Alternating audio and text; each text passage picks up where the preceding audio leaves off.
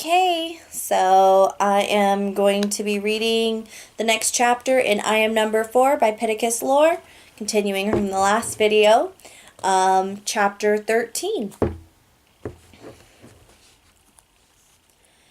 Kids running, screaming on slides and jungle gyms. Every kid with a bag of candy in his or her hand, with a mouth stuffed full of sweets. Kids dressed as cartoon characters, monsters, ghouls, and ghosts. Every resident of paradise must be at the park right now, and in the midst of all the madness, I see Sarah, sitting alone, gently pushing herself on the swing. I weave my way through the screams and shrieks. When Sarah sees me, she smiles, those big blue eyes of hers like a beacon. "Need a push?" I ask. She nods to the swing that has just opened beside her, and I sit. "Doing okay?" I ask. "Yeah, I'm fine. He just wears me down. He always has to act so tough, and he's downright mean when he's around friends." She twists herself on the swing until the rope becomes taut. Then she lifts her feet and it spins her around, slowly at first, then gaining speed. She laughs the whole time, her blonde hair trail behind her. I do the same thing. When this swing finally stops, the world keeps spinning. "Where's Bernie Kosar?" "I left him with Henry," I say. "Your dad?" "Yeah, my dad." I am constantly doing that, calling Henry by his name when I should be saying Dad. The temperature is quickly dropping, and my hands are white-knuckled on the rope chain, becoming cold. We watch the kids run amok around us. Sarah looks at me, and her eyes seem bluer than ever in the coming dusk. Our gaze stays locked, each of us just staring at the other, no words being said, but much passing between us. The children seem to fade into the background. Then she smiles shyly and looks away. "So, what are you going to do?" I ask. "About what?" "Mark." She shrugs. "What can I do? I've already broken up with him. I keep telling him I have no interest in getting back together." I nod. I'm not sure how to respond to that. But anyway, I should probably try to sell the rest of these tickets. Only an hour before the raffle. "Do you want any help?" "No, that's okay. You should go have fun. Bernie Kosar's probably missing you right now. But you should definitely stick around for the hayride. Maybe we can go on it together." "I will," I say. A happiness blooms inside of me, but I try to keep it hidden. "I'll see you in a little while then. Good luck." "Oh, I'll see you in a little while then. Good luck with the tickets." She reaches over and grabs my hand and holds it for a good 3 seconds. Then she lets go, jumps off the swing, and hurries away. I sit there, gently swinging, enjoying the brisk wind that I haven't felt in a very long time because we spent the last winter in Florida and the one before that in South Texas. When I head back to the pavilion, Henry is sitting at a picnic table eating a slice of pie with Bernie Kosar lying at his feet. "How'd it go?" "Good," I say with a smile. From somewhere, an orange and blue firework shoots up and explodes in the sky. It makes me think of Lorien and of the fireworks I saw on the day of the invasion. "Have you thought any more about the second ship I saw?" Henry looks around and makes sure there's nobody within earshot. We have the picnic table to ourselves, positioned in the far corner away from the crowd. "A little. I still have no idea what it means, though." "Do you think it could have traveled here?" "No. It wouldn't be possible. If it ran on fuel, like you say, it wouldn't have been able to travel far without refueling." I sit for a moment. I wish it could have. "Could have what?" "Traveled here, with us." "It's a nice thought," says Henry. An hour or so passes, and I see all the football players, Mark in front, walk across the grass. They are dressed up as mummies, zombies, ghosts, 25 of them in total. They sit in the bleachers of the nearest baseball field, and the cheerleaders who were drawing on the children begin applying makeup to complete the costumes of Mark and his friends. It's only then that I realize the football players will be the ones doing the scaring on the haunted hayride, the ones waiting for us in the woods. "See that?" I ask Henry. Henry looks at them all and nods, then picks up his coffee and takes a long drink. "Think you should still go on the ride?" he asks. "No," I say, "but I'm going to anyway." "I figured you would." Mark is dressed as a zombie of sorts, wearing dark, tattered clothes with black and gray makeup on his face, splotches of red in random places to simulate blood. When his costume is complete, Sarah walks up to him and says something. His voice becomes raised, but I can't hear what he's saying. His movements are animated, and he talks so fast that I can tell he's stumbling over his words. Sarah crosses her arms and shakes her head at him. His body tenses. I move to stand, but Henry grabs my arm. Don't, he says. He's only pushing her further away. I look at them and wish with everything that I could hear what was being said, but there are too many screaming kids around to focus in. When the yelling stops, they both stand looking at each other, a hurtful scowl on Mark's face, an incredulous grin on Sarah's. Then she shakes her head and walks away. I look at Henry. What should I do now? Not a thing, he says. Not a thing. Mark walks back to his friends, head hung, scowling. A few of them look in my direction. Smirks appear. Then they start walking towards the forest. A slow, methodical march, 25 guys in costume receding in the distance. To kill time, I walk back to the center of town with Henry, and we eat dinner at the Hungry Bear. When we walk back, the sun has set, and the first trailer piled with hay and pulled by a green tractor takes off for the woods. The crowd has thinned considerably, and those left are mostly high schoolers and free-spirited adults who total 100 or so people. I look for Sarah among them, but I don't see her. The next trailer leaves in 10 minutes. According to the pamphlet, the whole ride is half an hour long, the tractor going through the woods slowly, the anticipation building, and then it stops and the riders are to get off and follow a different trail on foot, at which point the scares begin. Henry and I stand beneath the pavilion, and I again scan the long line of people waiting their turn. I still don't see her. Just then my phone vibrates in my pocket. I can't remember the last time my phone rang when it wasn't Henry calling. The caller ID reads Sarah Hart. Excitement rushes through me. She must have entered my number into her phone the same day she entered hers into mine. Hello? I say. John? Yeah? Hey, it's Sarah. Are you still at the park? She says. She sounds as though her calling me is normal.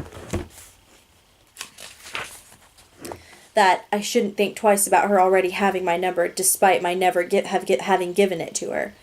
Yes? Great. I'm going to be back there in about 5 minutes. Have the ride started? Yeah, a couple minutes ago. You haven't gone yet, have you? No. Oh, good. Wait so we can ride together. Yeah, definitely, I say. The second one is about to leave now. Perfect. I'll be there in time for the third. See you then. I hang up, a huge smile on my face. Be careful out there, Henry says. I will. Then I pause and try to bring lightness to my voice. You don't have to stick around. I'm sure I could get a ride home. I'm willing to stay and live in this town, John, even when it's probably smarter for us to leave given the events that have already happened. But you're going to have to meet me halfway on things, and this is one of them. I don't like the looks those guys gave you earlier one bit. I nod. I'll be fine, I say. I'm sure you will, but just in case I'm going to be right here waiting. I sigh. Fine. Sarah pulls up 5 minutes later with a pretty friend who I've seen before but I've never been introduced to. She has changed into jeans, a wool sweater, and a black jacket. She's wiped away the painted ghost that was on her right cheek, and her hair is down, falling past her shoulders. Hey you, she says. Hi. She wraps her arms around me in a tentative hug. I can smell the perfume wafting up from her neck. Then she pulls away. Hi, John's dad, she says to Henry. This is my friend Emily. Pleased to meet you both, Henry says. So you guys are off into the unknown terror? You bet, Sarah says. Will this one be okay out there? I don't want him getting too scared on me. Sarah says to Henry, motioning to me with a smile. Henry grins, and I can tell he already likes Sarah. You better stay close, just in case. She looks over her shoulder. The third trailer is a quarter full. I'll keep him safe, she says. We better get going. Have a great time, Henry says. Sarah surprises me by taking my hand, and the three of us rush off towards the hay wagon 100 yards away from the pavilion. There's a line about 30 people long. We get to the back of it and start talking, though I'm feeling a little shy and mostly just listen to the two girls talk. As we're waiting, I see Sam hovering off to the side as though contemplating whether or not to approach us. Sam! I yell with more enthusiasm than I intended. He stumbles over. You coming on the ride with us? He shrugs. Do you mind? Come on, Sarah says, and motions him in. He stands next to Emily, who smiles at him. He immediately starts blushing, and I'm ecstatic he's along for the ride. Suddenly, a kid holding a walkie-talkie comes over. I recognize him from the football team. Hi, Tommy, Sarah says to him. Hey, he says. There are 4 spots left on this wagon. You guys want them? Really? Yeah. We skip the line and jump up onto the trailer where the four of us sit on a bale of hay together. I find it odd that Tommy doesn't ask us for tickets. I'm curious as to why he let us skip the line altogether. Some of the people waiting look at us with disgust. I can't say that I blame them. Enjoy the ride, Tommy says with a grin, the kind I've seen people wear when told something bad has happened to someone they despise. That was weird, I say. Sarah shrugs. He probably has a crush on Emily. Oh God, I hope not, Emily says, and then fake gags. I watch Tommy from the bale of hay. The trailer is only half full, which is another thing that strikes me as strange since there are so many people waiting. The tractor pulls away, bumps along the pathway, and drives through the entrance of the forest, where ghastly sounds come through hidden speakers. The forest is thick, and no light penetrates, other than what shines from the front of the tractor. Once that's off, I think, there will be nothing but darkness. Sarah takes hold of my hand again. She is cold to the touch, but a sense of warmth floods through me. She leans over to me and whispers, "I'm a little scared." Figures of ghosts hang just over us from the low branches, and off the drive grimacing zombies lean against various trees. The tractor stops and kills its headlight. Then come intermittent strobes that flash for 10 seconds. There's nothing scary about them, and only when they stop do I understand their effect. Our eyes take a few seconds to adjust, and we can't see a thing. Then a scream shoots through the night, and Sarah tenses against me as figures sweep around us. I squint to focus, and I see that Emily has moved next to Sam, and that he is smiling widely.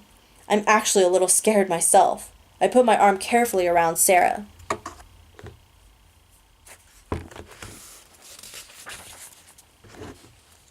A hand grazes our backs, and Sarah grips tightly to my leg. Some of the others scream. With a jolt, the tractor turns back on and continues forward. Nothing but the outlines of the trees in its light. We drive for another 3 or 4 minutes. The anticipation builds, the foreboding fear of having to walk the distance we just drove. Then the tractor pulls into a circular clearing and stops. "Everybody off!" the driver yells. When the last person is off, the tractor pulls away. Its light recedes in the distance, then disappears, leaving nothing but the night and not a single sound other than what we make. "Shit," somebody says, and all of us laugh. In total, there are 11 of us. A path of lights turns on, showing us the way, then turns off. I close my eyes to focus on the feel of Sarah's fingers interlocked with mine. "I have no idea why I do this every year," Emily says nervously, her arms wrapped around herself. The other people have started down the trail, and we follow. The pathway of lights occasionally flickers on to keep us on our way. The others are far enough ahead that we can't see them. I can barely see the ground at my feet. 3 or 4 screams suddenly ring out in front of us. "Oh no," Sarah says, and squeezes my hand. "Sounds like trouble ahead." Just then something heavy falls on us. Both girls scream, and so does Sam. I trip and hit the ground, scraping my knee, tangled in whatever the hell the thing is. Then I realize it's a net. "What the hell?" Sam asks. I tear straight through the twisted rope, but the second I'm free, I get shoved hard from behind. Someone grabs me and drags me away from the girls and Sam. I break free and stand, but am immediately hit from behind again. This isn't part of the ride. "Let go of me!" one of the girls yells. A guy laughs in response. I can't see a thing. The girls' voices are moving away from me. "John?" calls Sarah. "Where are you, John?" I stand to go after them, but am hit again. No, that's not right. I'm tackled. The wind is knocked out of me when I'm plowed to the ground. I rush up and try... Oops, where did it go? There we go. I rush up and try to catch my breath, my hand against a tree for support. I pick dirt and leaves from my mouth. I stand there a few seconds and don't hear a single sound other than my own labored breathing. Just when I think I've been left alone, somebody shoulders into me and sends me flying into a nearby tree. My head slams against the trunk, and I briefly see stars. I'm surprised by the person's strength. I reach up and touch my forehead and feel blood on my fingertips. I look around again, but can't see anything other than the silhouetted trees. I hear a scream from one of the girls, followed by the sounds of a struggle. I grip my teeth. I'm shaking. Are there people mixed in with the wall of trees around me? I can't tell, but I feel a set of eyes on me somewhere. "Get off of me!" Sarah yells. She's being pulled away. I can tell that much. "Okay, I say to the darkness, to the trees. Anger surges through me. You want to play games? I say, loudly this time. Somebody laughs nearby. I take a step towards the sound. I get shoved from behind, but I catch my balance before I fall. I throw a blind punch, and the back of my hand scrapes against the bark of a tree. There's nothing left to do. What point is there in having legacies if they are never used when needed? Even if it means Henry and I load the truck tonight and drive off to yet another town, at least I will have done what I needed to do. You want to play games? I yell again. I can play games too. A trickle of blood runs down the side of my face. Okay, I think, let's do this. They can do all they want to me, but they will not harm a single hair on Sarah's head, or Sam's, or Emily's. I take a deep breath and adrenaline races through me. A malicious smile takes shape and my body feels as though it has grown bigger, stronger. My hands come on and glow brilliantly with light that sweeps through the night, the world suddenly ablaze. I look up. I flash my hands across the trees and sprint off into the night.